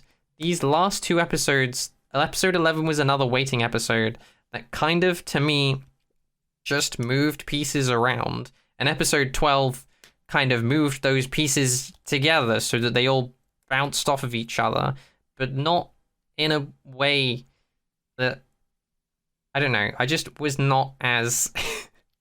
I really like the show. I want to see what it has to say. Now that I know that there's only going to be a season 2, I'm significantly more compelled. I think watching it, I was feeling a bit flat because most of me was concerned that, like, oh, they're just going to leave it for another season. And then at the end of season 2, we're going to wait another season. And then at the end of season 3, are we going to wait even longer? And I'm like, now that I know that there's only going to be a second season, I'm actually like significantly more hopeful that it's actually going to be like, you know, going to resolve in a sort of concrete manner that actually, like, you know, Dedra was there and she got beat up just like Cyril, and Luthen was there, and it felt like we were watching a mid-season episode versus like it just felt like we were watching a mid-season episode. It didn't feel like we were watching a finale. I think at the same time, no, it did feel like the whole thing was building up this sort of rebel thing in Andor, and like, yeah, and whilst he didn't do a whole lot of rebelling specifically, like, he reached that point and it was showing the sort of boiling point of everything around. I don't know. I felt like it was a good culmination to me. It's good. It just feels like. But I think it doesn't feel like the end of the season. It feels like we should have more episodes. Yeah, coming off the back of the prison, which honestly is one of the best self-contained arcs I think I've seen in a long time. I think the finale is like obviously doesn't even compare to that. Yeah. Because it's not a self-contained story the way the prison is. I think it doesn't wrap up anything that the show has been putting down. Like I kind of am expecting something to like. I guess I see what you mean. Like there was like all of the ISB stuff. Like it's still going. Dedra's not done anything. She still hasn't found out who Luthen is, who Axis is. She still hasn't caught Andor. Like the ISB, nothing's happened. Well, Dedra's also been traumatized. I like what's its face that he sacrificed Anton Krieger, and they did it in such a ruthless fashion that they left no survivors to try and find any information about any of the other rebel cells or anything. And they've pinned Aldani onto Anton Krieger. So in the Emperor's eyes, at least. So they've just got nothing to like. I'm not that bothered about that. They've kind of like no, but it's like they've gone, yeah, and it's Dedra's like sort of like, well, why? What the fuck are you doing?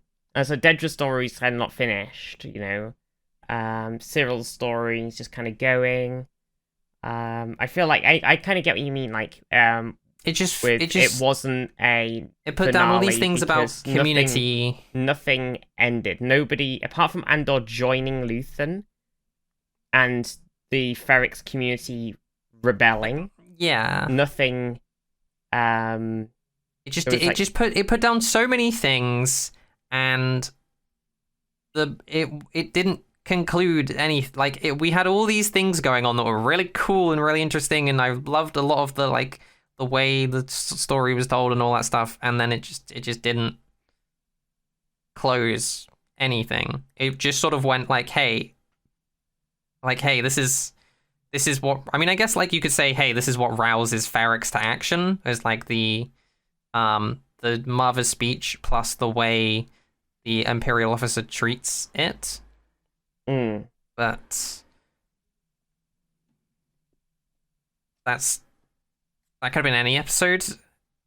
I don't think I just feel like there were tons of overarching themes throughout, to do with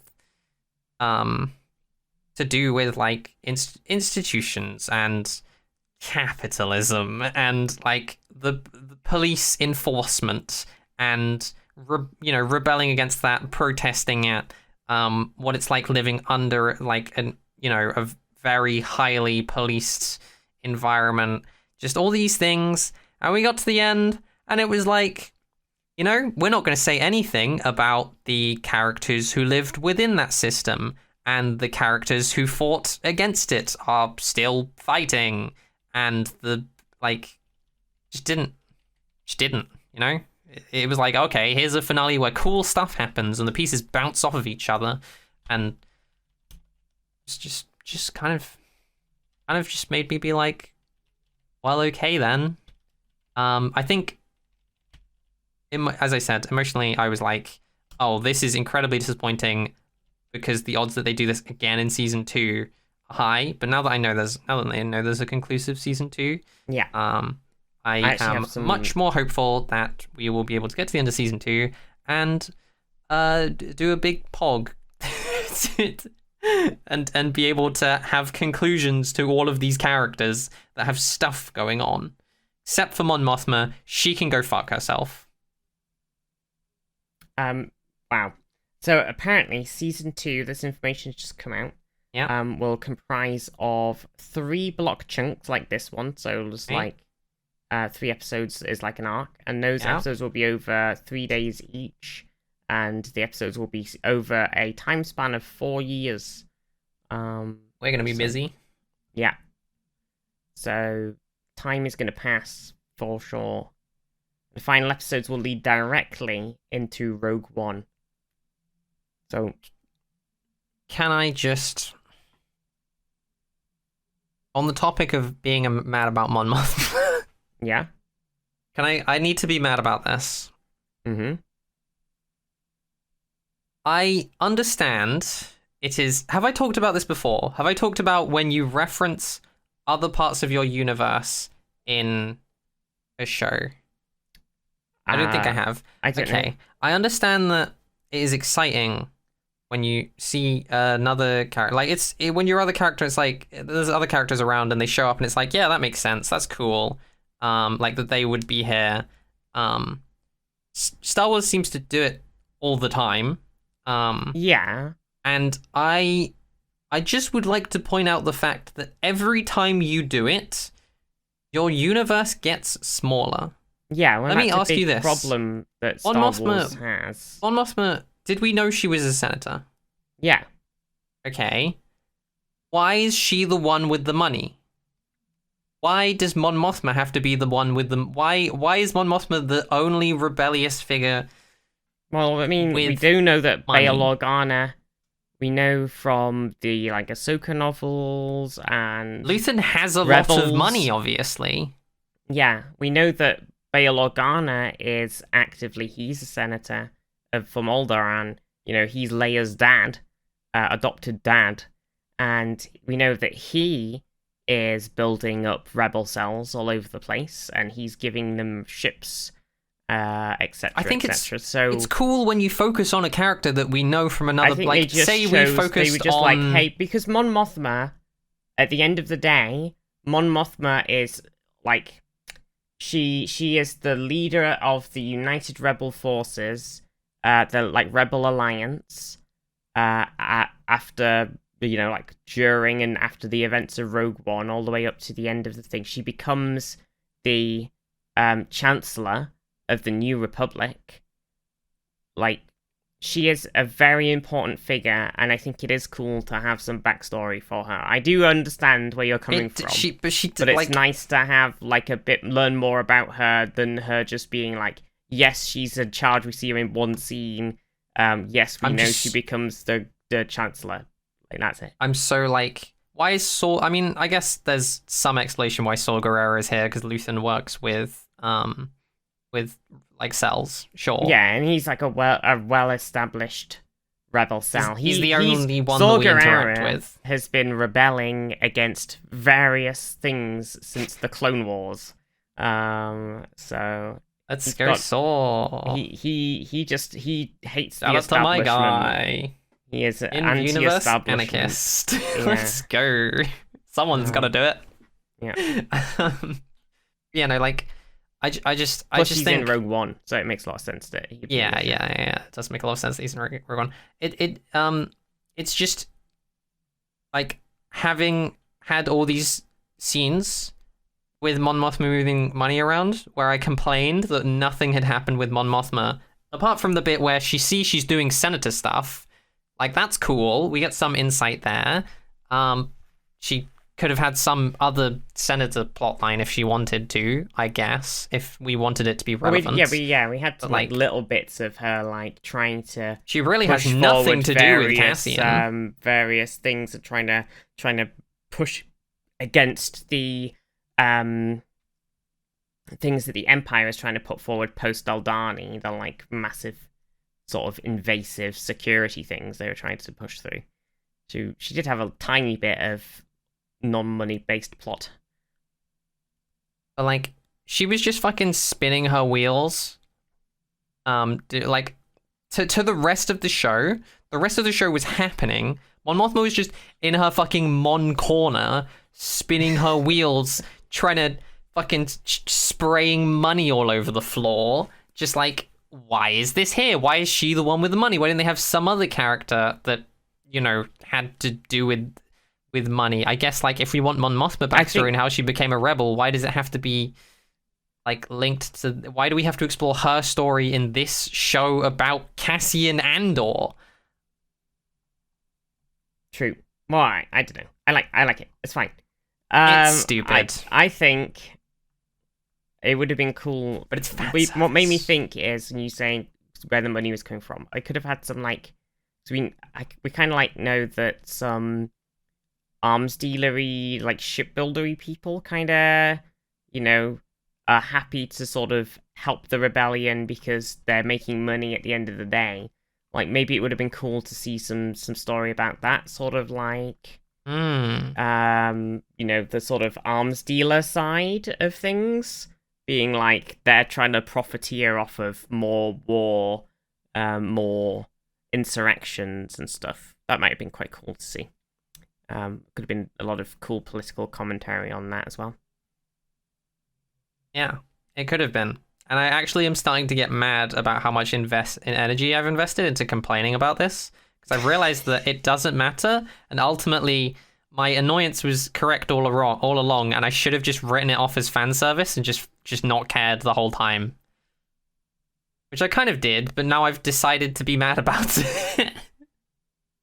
I'm like, okay, Mon Mothma, how about you go Mon fuck yourself? Honestly, thanks for the fan service. I don't care. Goodbye. Nothing else in this show is like fan service.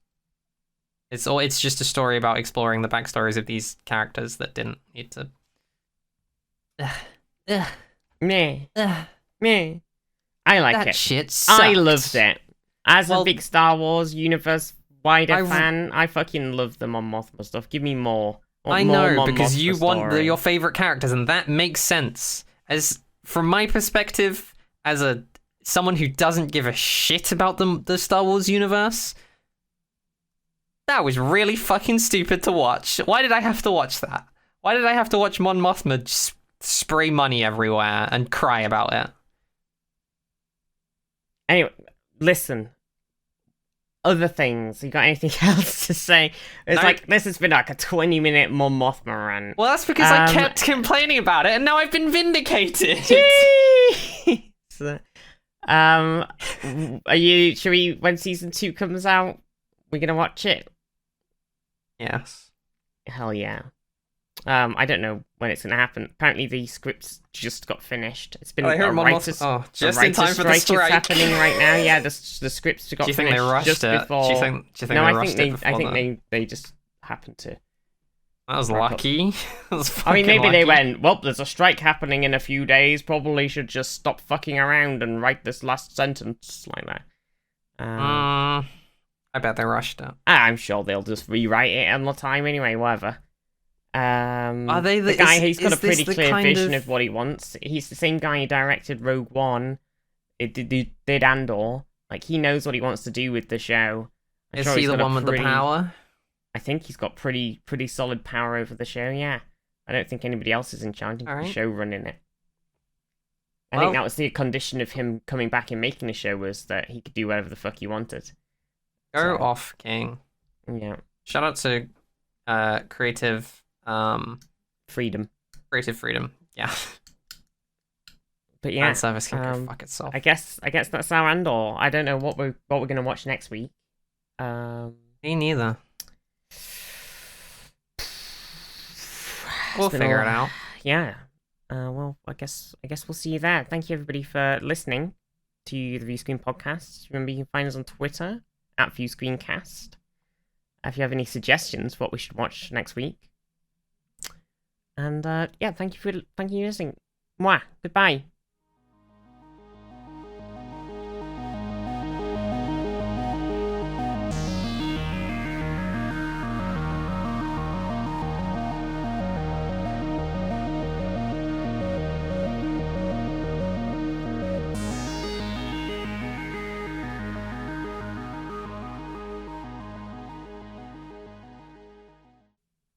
It's me, Andor.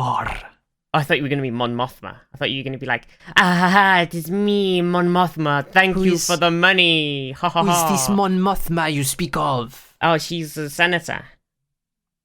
Why should I care about her? She's been paying you money.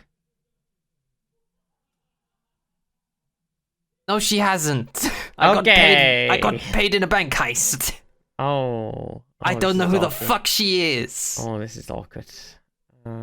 But also, I'm here to say thanks for watching. Thanks, Andor. It's like I was doing an outro the whole time. Oh, shit.